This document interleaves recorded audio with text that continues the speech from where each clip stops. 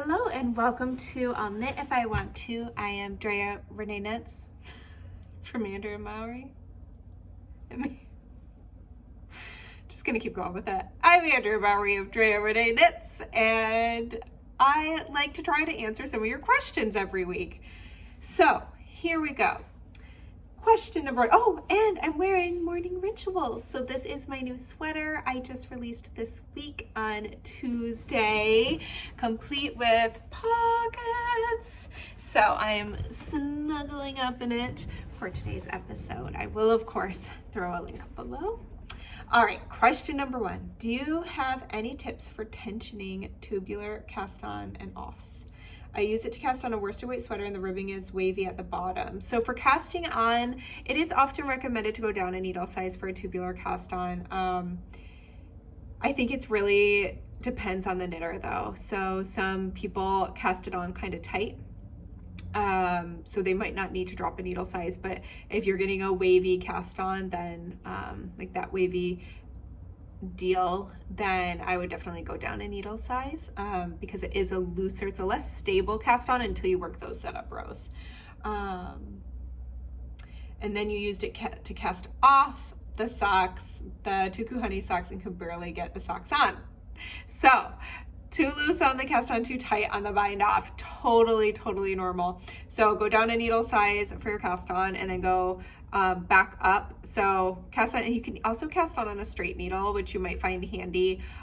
Just people in general, when they're working a tubular cast on, the cast on can have a tendency to spiral. Once you've done it a lot, it's pretty easy to see how to put those stitches back where they need to be, but a straight needle does help avoid that spiraling action. And then you could just knit your setup rows right onto the actual needle size you need to use. And then for the bind off, yeah, you just kind of do it looser. I think the tendency when doing that Kitchener stitch to bind it off can definitely be to kind of give it a little crank, and it will just be too much, too tight. I've done it and had to undo it, and it was on socks. So now I just really take my time when doing the bind off, and I do it just tight enough so that it looks tidy. But I will also, give it a tug as I go along, checking to make sure I'm not doing it too tight, because it can be easy to do. But if you do it at the right tension, it can be a very lovely, nice, flexible bind off. All right. Do you have any tips for modeling your knits? Best poses? When I get my husband to take photos of me, I always feel like a self-conscious goofball. So that is the story of my life. I really don't love being in the photos. I usually get grumpy pretty much every photo shoot because it's hard to be in photos, at least just for me. But I think one thing that's great is it sounded like your husband will also take photos of you, is just knowing that they're looking at you with love in your eyes.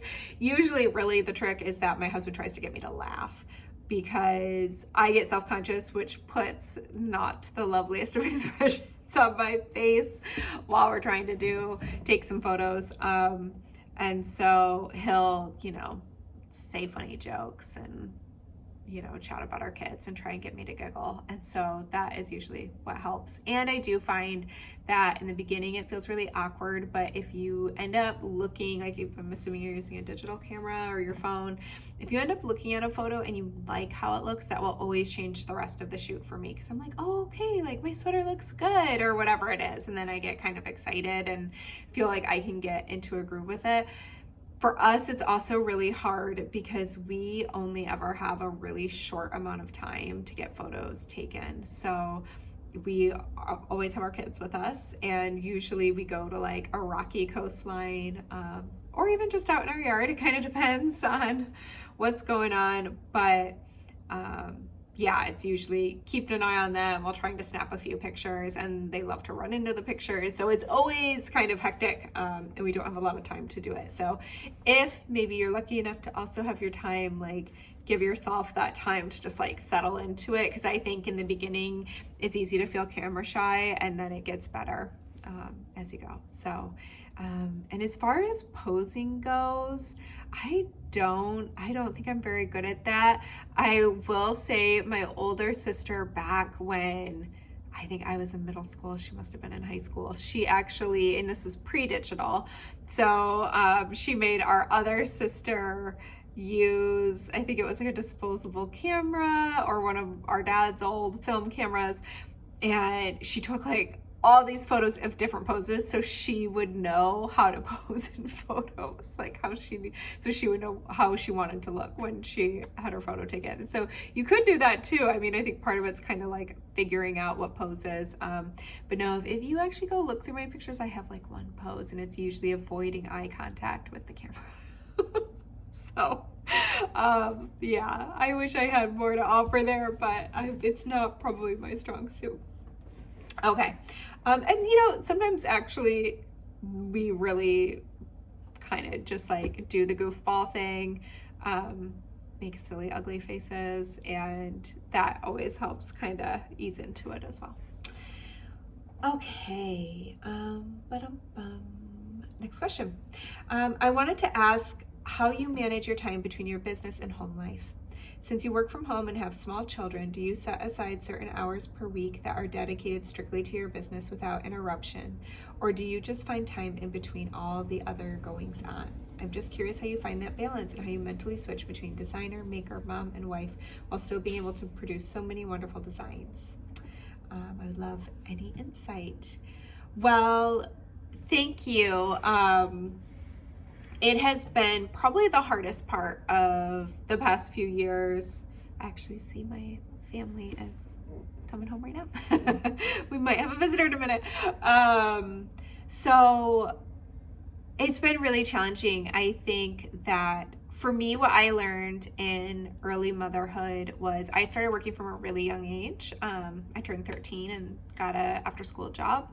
And I very quickly kind of gained my confidence and my self-worth through working. I was a pretty good little worker. And once I had my daughter, I was home with her, and I just realized how much I kind of lost a part of myself, my identity, not working. And that was hard for me. So I realized that I needed to still have that in my life, and then definitely to have a creative outlet. And I can tell when I haven't had enough kind of like creative fill-up time. I'm also very introverted, which, I love spending time with my family, but as an introvert who's pretty sensitive, especially to noise and different things like that, I found that the chaos of home life with young children, I needed like quiet creative time to fill back up. And if I didn't get that, I could tell my patience would be lower. I would just get more edgy. So I ended up realizing that by really making time for some of those important things, whether it is spinning for 20 minutes in the morning before everybody else gets up, or knitting, or heading up to my studio so I can get some sewing in after my kids are in bed, how much that helped me to be the mom I wanted to be. And I think really the biggest thing I had to learn was like, the time was never just going to happen. I have to prioritize and I have to make it happen. And I don't know if I would have fully been able to kind of reach a better place of balance. I kind of feel like I'm getting there. It's always a continuous thing. But if I hadn't gotten so sick, I think that getting sick actually is what pushed me to finally be like, okay, I have to prioritize cooking because I can't eat out and I need to eat a certain way to be healthy. Moving my body, because I went from having a very active job to a less active job, that, so prioritizing just some movement so I feel good when then I spend more time in a chair, and making, whether that's cooking, spinning, any of those things, and running my business. And it's definitely, some days it feels really overwhelming and hard. And that is actually when I try to go through like a gratitude list. And that really can help shift my mindset back into a place of like, okay, everything is like little bits. We can only do what we can do. Like, we only do have so much time in the day, but also like breaking things down into little tasks. So like, I do definitely like write lists. And as I have said before, like, I always carry my knitting around with me. And if I have a few minutes, I will pull it out and I'll knit a few stitches. Or if my kids are like really into an activity with each other, like they're in imagination play, I might trace out a pattern real quick with sewing. Or, you know, right now, today, I've got my slow cooker going, so dinner's ready when I'm done, because I also know I get burnout if every night I have to cook after working all day and I'm tired. So I'm kind of answering, this is a long answer and I probably strayed off the path a little bit, but I do set aside a schedule absolutely for my work. I work a pretty typical schedule. I would say about 8 or 9 to 5 o'clock. Monday through Friday. I do also then set myself rules. So like, I work during that time, but I work from our house. If my kids need me, they absolutely come up and get me. If my husband needs me, he comes up and gets me. So it's not, I'm not just locked away up here. I do set rules the other way too, though, where like, I don't check emails after 5 or on weekends, or Instagram, things like that. Like, I really try to shut everything else down so that I have my work time and I have my family time. I mentally switch between designer, maker, mom, and wife. You know, I guess I would say I don't know that I switch. I think it all kind of bleeds into each other a little bit. I will say, I think one of the hard things about working from home is what you don't realize when you work out of the home. And I wonder how many other people experienced it this past year. I've been working from home for a while now, but when I used to be a baker, I would have that commute time coming home, whether it was, you know, a short car ride or my bike ride or whatever it was, where I could kind of decompress from one thing to the next.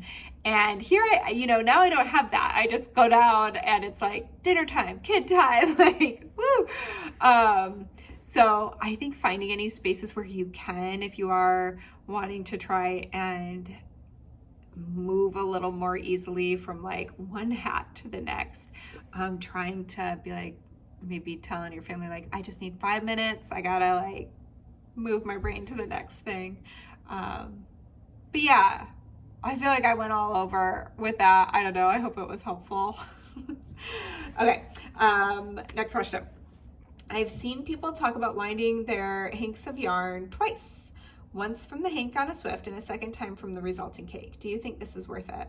The theory is winding only once forms too tight a ball, causing excessive stretching of the yarn, which could potentially change your stitches per inch. I've heard the yarn then could even go back to its relaxed state after knitting and washing, which would then change the size of the finished knit. What are your thoughts? So I have heard this. I tried it like 4 or 5 years ago. And I did. It was really interesting. If you dig back on my Instagram, you can actually see me holding out like the 2 cakes of yarn. What I have also read, though, is that by twisting those skeins that many times can start to kind of mess up with the ply a little, or the twist in the yarn. And I've knit a lot, and I have not noticed a difference or that is necessary. So I do not do that. I think if you want to do it, that's fine, but I didn't find it to be necessary. All right, next question. I'm knitting my first shawl. I am using brown needles, or you're knitting for your fade, which I inherited. And I think by round, they are meaning circular. I am finding that the triple yarn overs are getting caught where the needle and cord meet.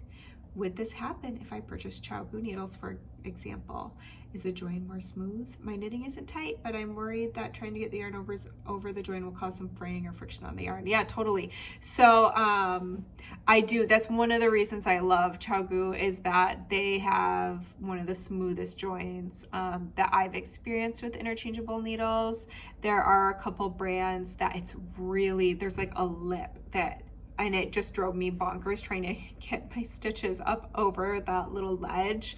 And like you said, especially if it splits your plies apart a little bit, snags your yarn, you don't really want to have that happening.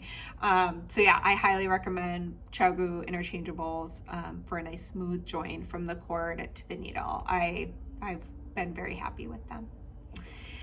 All right, I have a bonus question. I don't know why I call this the bonus question. Sometimes they're funny, like random, short, little, not to do with knitting questions, but sometimes it's really just a sixth question, but I'm doing it. So I thought this was a really good question. I am curious about adjusting the bicep on drop shoulder sweaters. I have knit 2 drop shoulder sweaters, and each time the bicep where I pick up the stitches is always too tight. Can this be solved by picking up more stitches, or is there another way I can modify the pattern so they fit me better?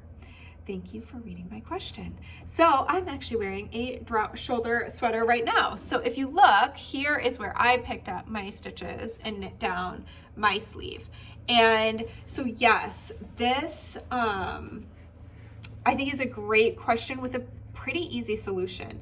You could just pick up more stitches. The only issue with that is if you pick up more stitches than that circumference maybe can handle, is you're gonna have like a ruffling thing happening coming out of the sleeve, which I've seen before on sweaters, which personally it would bother me. If it doesn't bother you, you could absolutely do that. It would be the easiest.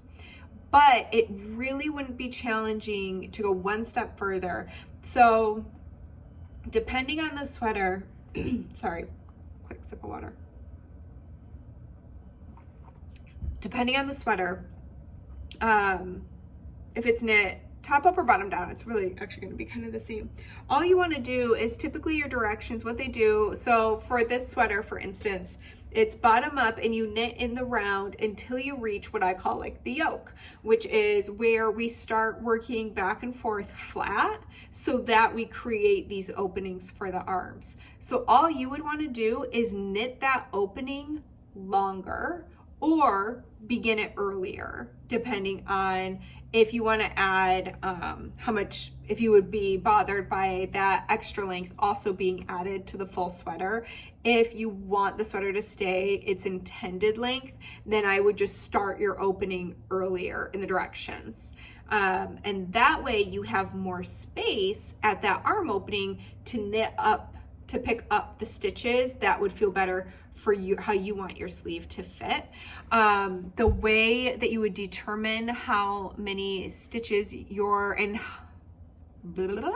try that again, how many stitches to pick up and how long to make that opening is what I would do is I would decide what your ideal bicep circumference would be. So you might already know with those 2 sweaters, now that you've tried those on, you could be like, oh, if this just had 1 more inch, I'd be really happy with this circumference. So let's just pull out a random number. Let's say, I'm gonna say 14 inches because it's an easy number.